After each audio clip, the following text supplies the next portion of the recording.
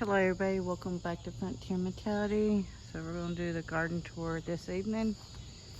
Alright, the peppers are still all looking amazing. And we're going to do a short one because it's hot and it's just hot. It is 90 degrees and it is 8:30 in the evening. Okay. So as you can tell, I have pulled all the lettuce out. I left a few of the pods, and then I'm going to zoom in, see how pretty that corn's looking. So this corn should be ready by the end of July to be picked and harvested. And I will check the cucumbers while we're walking out. Oh yeah, there's a nice one right there. But can't remember which one he said he wanted to go to seed. There's a couple in here, so. But anywho, the onions are done. The okra is taller than I am. And the zucchini and the squash are about done, which is fine. I've putting it away. And y'all, I want y'all to see how badly sunburnt this got. This is our celery, and it just got blistered, and it's no fun. And look at these marigolds. They're a little bit different. I've got to come down and pick some eggplant tomorrow and put up some more of the carrot seeds here. See if I can get one or two to fall out. See the little specks there? Those are seeds. And these are way over my head, these okra down here. But they're all doing well and looking great. And then the beets and the acorn squash is doing well. I'm not going to do the back garden this evening because it is in the nighttime and the creepy crawlies are out. Won't feel like getting snake bit. So we are continuously putting up tomatoes. I'm mostly doing them stewed this year because we still had a lot of, what did we have a lot of? We still had a lot of salsa. So I am just basically doing stewed. And y'all take a look at that. Let me zoom you in. Bruce said they weren't red, and they're red. And I'm gonna give it to him. He owes me $5. Whoop, whoop. But yeah, so the blackberries, as you can tell, are very, very done. And they gave us enough to have probably cobbler all winter long if we do it about once a month. Or maybe even twice a month. Up from July until next spring, so that's great. The figs are still doing great. I know, I hear the train. They're always something, y'all. I want to show you what a honeydew looks like. Even it's hanging in there, y'all, even though the vines are burned up.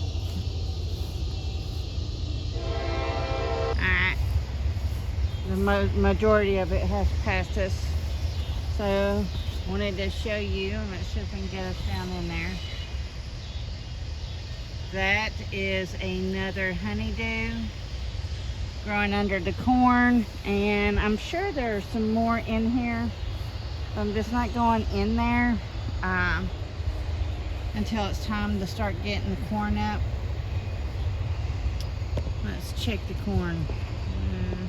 Oh yeah, there we go. So this is my popcorn, and you can gently pull it back just to see how far it's progressing. I do see kernels up here, but this is what turns purple and it's nowhere near ready. So we just fold them back up in their little layers. Push the silk back over and it's ready to just sit for a few more weeks. I see more yellow maters that I need to get probably tomorrow morning. I wanted to show you the ginger and turmeric. They're all just doing so beautiful and they're just doing well. And we're fixing to get back into the extreme heat. We're fixing to be back up to 103. We're fixing to go into that week. Hey, Miss Patches. And then we have these little tomatoes here. And then, so everything's doing good. Everything is still after your food.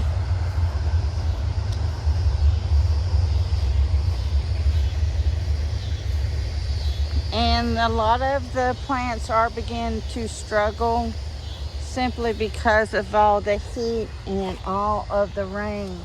It's not just, it's just not the, you know, everybody thinks of droughts, and yes, that is a food killer, but too much rain is also a food killer. You got your natural disasters, and it's always a challenge to garden. I'm not going to ever tell you different. It's always a challenge, but you just got to get as much of your homegrown food put up in, like the zucchini. Let's see, we freeze it, and then we also, Miss Jones, she's another YouTuber on YouTube, and I think she's from Alabama, but she does pickled squash. I did that last year, and y'all, it tastes amazing. I am pickling a lot of squash for frying. It holds its firmness beautifully. You can squash, yes, but it's going to be mostly used for like casseroles and stuff because it gets very wimpy and very icky, just like the ones in the store that you buy. What else? The Iran and everything is heating back up. Your gas is probably going to go up, so please make sure you're taking care of your gas tank and keeping it topped off at all times. You got the Russia-Ukraine business going on. We have the weather pattern, the El Ninos. El Nino, or the other one, I can't remember the two different ones, but they're both crazy weather patterns. And then we got the Sahara dust. So if you wake up in the mornings and it's a pinky peach, it's usually the Saharan dust coming over from Africa. That also will mess with hurricanes coming in. It actually kind of strengthens them. So hurricane season is upon us, and we just have to be praying for our neighbors and people that get hit with hurricanes. And y'all have your prep gear ready. You have your bug out bag ready to leave your locations. And please always take your pets with you. Campgrounds will take them as long as you keep them on your leashes. There are many towns that are flooding because of this weather pattern, and different news cycles and predictions that I watch, like NOAA, and there's a couple others, are predicting a very cold winter. More cold, more wet for the southeast. So you might want to start thinking about, I know as hot and blistering as it's going to be, sales are usually right now for winter clothing.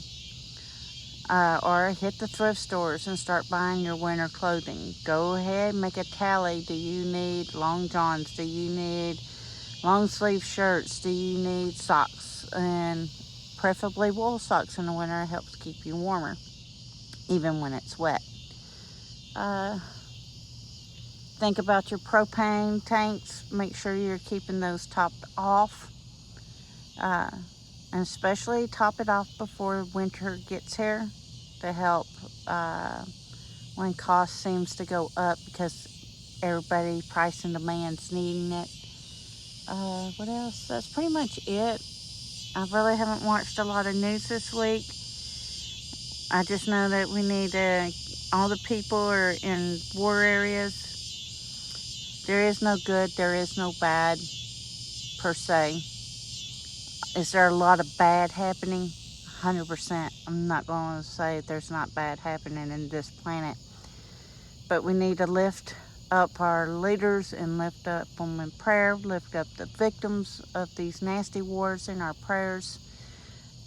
Innocent people get hurt, not so much the governments that are causing the havoc to begin with. So that's pretty much it today. All right, everybody, please stay safe. Please get ready and please get prepared. Frontier Mentality signing out.